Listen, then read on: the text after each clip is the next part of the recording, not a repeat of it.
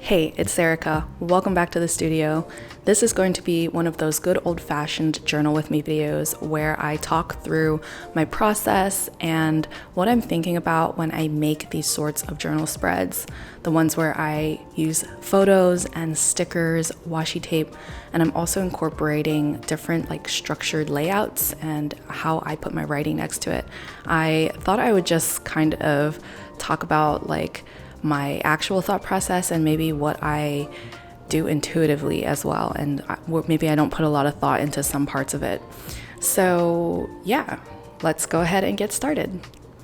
First off, I just wanted to mention that I am using my traveler's notebook. This is a system that I've been using for several years, and I just love it so much because it's so customizable, and everyone's traveler's notebook is like a unique reflection of them.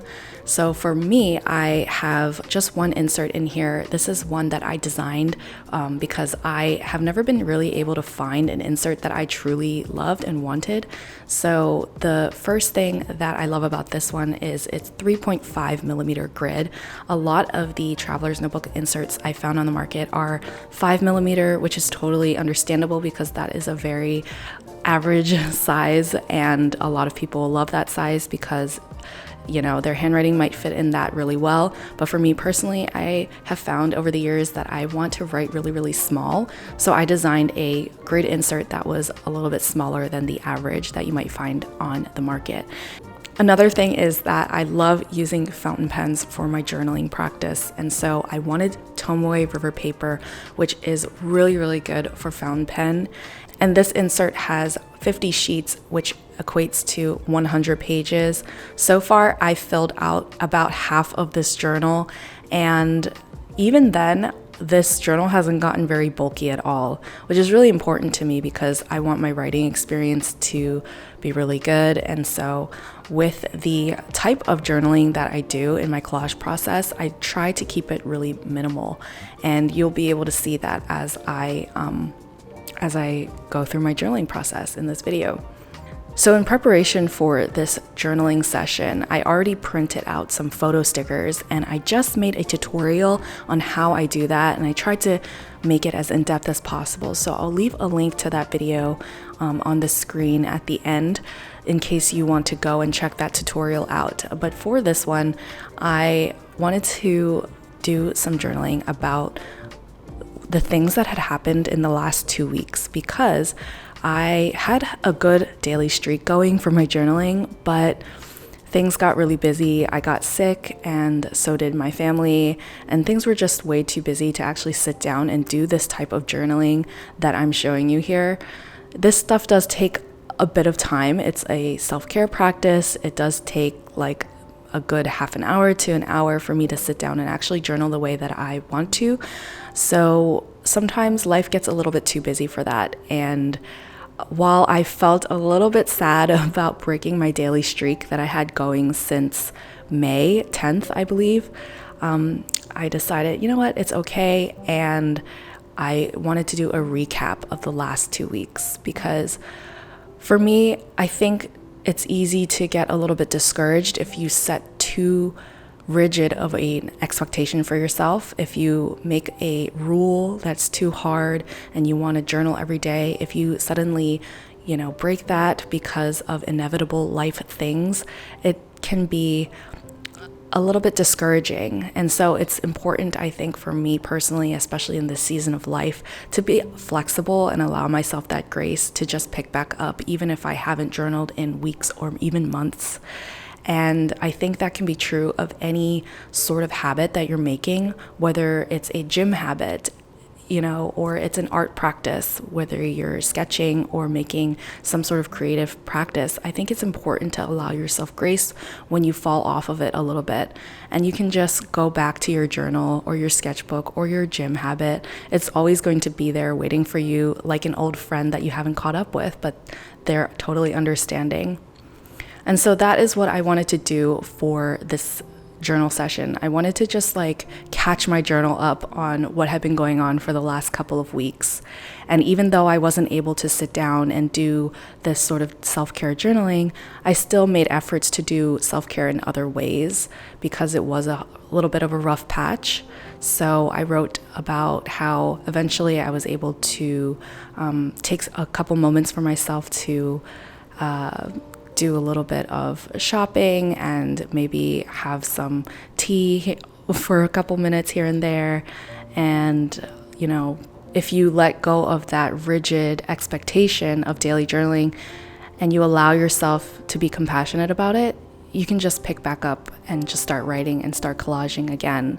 And I think taking a break from things, if you push yourself to do a daily journaling habit and you force yourself to do it, it won't come as naturally as it did here after taking a 2-week break. So yeah, rest is important. Like I said earlier, I want to keep my collages pretty minimal. I don't do too much layering.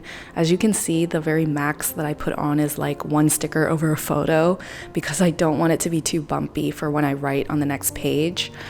But I do have certain layouts in mind for different like photo clusters. So sometimes I'll put like 1 photo and then another photo right below it, and then I put different flower stickers around it, maybe a word or a piece of washi tape here and there to balance it. I do describe my collage process as like a little bit asymmetrical. So if I have one like little mini collage in the top left corner, I'll put the other collage on the bottom right corner. And I think that adds a little bit of balance to the page. And another thing I think I do consciously or subconsciously is to choose things that are in the same color palette. I think I tend to choose very analogous color palettes. So colors that are like right next to each other on the color spectrum. And this makes things very cohesive and harmonious. So for this spread here, it's very earthy. There's a lot of like terracotta, maybe like ranging from a little bit of a russet red to a terracotta to like yellow. So that's like an analogous color scheme. There's like red, orange, yellow. They're right next to each other on the color wheel. And then I match that with the lines that I put down. I've been really liking just like minimal lines to break up the page a little bit so that it's not like all one chunk of text. And so I've been really liking putting like a double line in between the page when I change the topic of what I'm writing about. And I do fountain pen for that. So I choose a fountain pen ink color that corresponds with the color scheme that I've got going on. And they're often quite like muted. They're not very bright colors, but that just goes with everything I find. And a lot of times when I'm doing this journal process, it's all about flipping through my photos and flipping through the stickers and just seeing what works together. Sometimes I'll put a sticker back if I find that like this is not the right choice, this is not what I wanted, moving things around. It's all kind of intuitive at this point, and you know, you just kind of try things out and see what happens. So a lot of times it's trial and error, and I encourage you to just kind of play around with it if you are into this type of journaling. As for the writing segment, I'm just writing about why I hadn't been able to write and journal for the past couple of weeks. I wrote about how we were sick and my feelings around that, which were a little bit disappointed, but then also having compassion and grace for myself. And then I wrote about some of the positives that I was still able to get from that rough patch, and writing about my efforts to maintain self-care, even though it did get really hard at times. So some of the things that I was able to do was to work on my capsule wardrobe. I've been trying to find things that fit my body a little bit better because the past 4 years, my body has gone through a lot of changes, going from pregnancy and then childbirth and then not being able to take care of myself because of how busy life got. At this point, in my life, I really want to invest in some pieces of clothing that I actually feel good wearing. So I'm trying to do that in an intentional way. I'm not trying to do fast fashion if I can really help it. And I'm also trying to do research into like my body type and what really flatters it at this time. So yeah, I think there's a lot of thoughts I have about my wardrobe, and it's like a weird time, but I'm working through it. Yeah, and just trying to find things that kind of match my aesthetic. I never really considered myself much of a fashion expert or very invested in my sartorial sense of, expression, but I think right now I'm trying to get into it, and I feel like my wardrobe is starting to be a little bit like my stationery. I'm finding it to be like warm neutrals and things like that, and I'm just gonna lead into it. So if you have any suggestions about where to get clothing, because I feel like it's so hard to find clothing that is ethical and sustainable and also like affordable. So that's kind of the struggle that I'm working through, and also taking time to actually research and do for myself. I really like that spread. I like how it turned out. It's actually one of my favorites in this journal, and I think it's because I was able to take a break from journaling, didn't force myself, and coming back to it, I was like really, really interested in journaling again.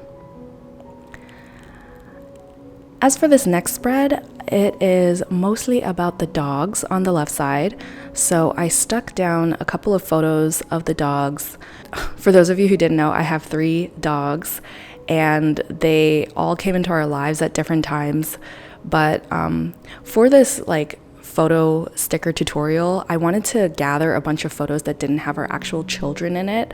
So we ended up choosing like a lot of photos of the dogs, and just random like plants and food and stuff. So it was kind of nice to dedicate some time to thinking about the dogs. I actually sent myself into a bit of a spiral because I thought our oldest dog, Ziva, was older than she was. And I was like, wait a minute, I think Ziva's 14 years old. And I had totally misremembered. We adopted her in 2014. No, we adopted her. See, I'm doing it again. It's all starting to muddle together, which is why it's so important for me to journal and document these things, because these dates just start to like get really confusing. But we adopted her in 2014, but I thought we adopted her in 2012. So I added 2 years to her age, but she's actually not 14 years old. She's 12. So I kind of freaked myself out there by thinking she was a little bit older than she was. And the average lifespan of a dog is like 13. So I was like really panicking there. But no, I figured it out eventually with Sam's help. And yeah, so I really want to dedicate more time to them and just like care for them. And I made a little spread about like the things that I plan to do to take care of them, and I think we're going to do a dog grooming vlog one of these days. I'm a little bit nervous about the camera and like getting the camera wet because when we give them baths they can splash, but I think it would be really fun and cute to incorporate them because we can't really show much of our actual children because of privacy reasons, but I feel like we can show some of the dog stuff. And I think people really enjoyed that when I used to incorporate the doggies into our vlogs way back in the day. So that's kind of what I was writing about here, and thinking about like the future and short-term plans for how to take care of them. And this is another type of layout that I do for collaging. So for the photo clusters, I rarely do like 3, but sometimes it's just nice to have a bunch of photos, like 3 or 4 photos on the page, and it just takes up a lot of room, and then just adding the stickers around it. So because the theme was like dog grooming and I was thinking about what needed to be done with their grooming, I just added some spa day stickers around them. And you can find all of these stickers in my shop. I mostly do deco stickers, so like different vintage ephemera and things like that. You can find that on sericastudio.com. And then, of course, there's also like the singular photo collage that is quite simple. You just kind of put one photo and then maybe like 2 or 3 different stickers around it. And that's why I love the clip stickers so much, because it looks like you're clipping the photo onto your page. And yeah, for this spread, I don't think it was as cohesive as the previous spread color-wise, but I still kind of like it. I mean, they all have their own different vibe in terms of like the little clusters of photos, and I just stuck with the same color ink for the dividers. As for the topics on the right side of the page, I just wrote a little bit about how the garden was doing. Our hydrangeas are really looking good, although the heat wave is kind of making them suffer a little bit. But yeah, I just write about the things that I care about. So it's always going to be about the kids, the dogs, myself, how things are going with work and Sam, and the garden, and maybe some food we ate. It's just all these little things that fill up our days, and it's nice. I think this recap is really nice because when you're in the thick of a rough patch and you're struggling, it's just hard to kind of be as grateful. And then when you look back in hindsight, when you do have a moment to catch your breath and you're sitting down and journaling, you realize there were some moments that were really pleasant. And I think when you sit down and allow yourself that time to reflect, it's easier to be able to find those moments of gratitude, which is why I like taking the time out to do this sort of thing. As we come to the end of this video, I just want to thank you for joining me for this little chat. I just kind of, wanted to share my thought process about how I journal. I hope it answered some of your questions about my process. It's not really something I think too hard about, but I guess I actually do think a little bit. If you missed my previous video on how I make the photo stickers that I was using in this video, definitely check that out. I'm gonna just gesturing randomly somewhere on the screen, it's gonna pop up. And until next time, happy journaling. I hope you are well. I'll see you next time. Bye.